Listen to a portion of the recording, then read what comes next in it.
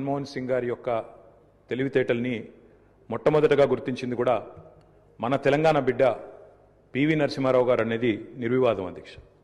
PV Narasimha Rao గారు ఆనాడు ప్రధానమంత్రిగా భారతదేశానికి ఎన్నికైన తర్వాత సాధారణంగా ఈరోజు వింటుంటాం అధ్యక్ష, లాటరల్ ఎంట్రీ అని, అంటే రాజకీయాలతో సంబంధం లేని వ్యక్తులను కూడా మనం రాజకీయాల్లో ముఖ్యంగా ప్రభుత్వాలలో ముఖ్యమైన పాత్రల్లో తీసుకురావడాన్ని లాటరల్ ఎంట్రీ అంటారు అధ్యక్ష.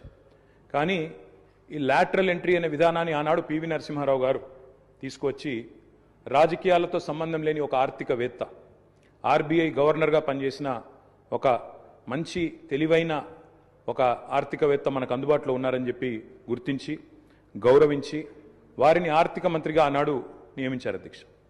ఆర్థిక మంత్రిగా నియమించబడ్డ తర్వాత డాక్టర్ మన్మోహన్ సింగ్ గారు ఆనాడు 1991లో అనుకుంటాను అధ్యక్ష,